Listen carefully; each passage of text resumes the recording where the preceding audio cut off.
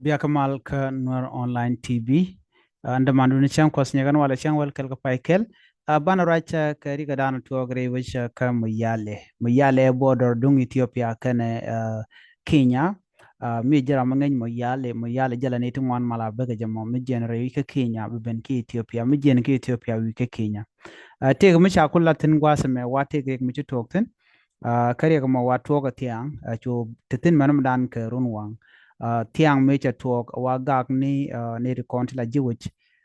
no ala muyale te ka sosren oromia ki Ethiopia wa ngwada mo te tigre mi tuok ka jan border Kenya na mo ne kene Ethiopia men kula tuok muyale ni rekonti roal cheremi kume kene la kume Ethiopia kene ki de ni kume la federal ke ne konti la civilian re wuje kwad mi chen wa jana dana to tab video ne gwe gwasme men tor la jane ko dong ne kon be dong kwi ken dan la ro gor jen o de ran de ya yod mi jene ka kinya ki jen ke Ethiopia wi kwad mi gor jen en godi yen wa inde tor yen ka ngech men tor la gwada wa tiang ka ro le ji to tiang ka ke cha gan mitte ka run waro cha janak cha berga maiten wama dan ka run wang shi ne konti la civilian chi barar ko do bran cha gar to cha na ka je ko wa cha ka lo mach no ka do bran na men je to ko je no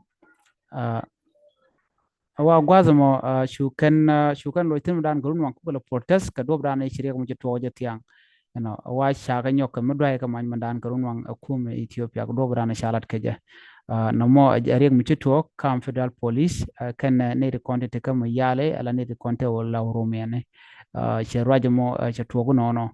men kulo tino wo yene diala kondo la jen ka Kenya wi ka Ethiopia jen ki Ethiopia wi ka Kenya gor jen ob yen border yen angany mandan le rodo ten ko mi jete gre mu jitu ke gor no tong mi be jom mamman ka jen border gwado mo kam je jom mam ten we jengi gwad mi dara gwa dundo me ti da do ka chi ngaje no tem to dere jaldere ja cancer ge dere jaldere kapchong dere kulo wa an border mo do bran jel na ka ban ke je ko mi jel ga bad bo wet ke je ke binyen ten bi kulo rat pin anyok jeno gwad mlat ke business ten ane ri wal ko ga bien ten mo kan kulo ngi Ethiopia ke bika binere kono te ka ne te Kenya bo bika bien bika kan ke Ethiopia bika ne kulo non ka Nairobi ke witen ko kena kono te ka Nairobi ko kala ko ya ko mo ne na me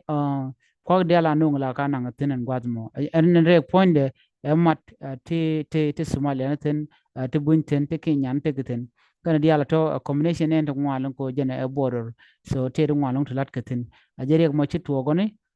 chiriya mo jatuo jeno gor jeno biam tin kon lat ko rin bien kalin ne me gor jeno ba ngaje ni ndial kon tila jel tila be ko enere mo jatuo da dum ne ba jalat ke ko biya ko ngaje no ngum la ro mon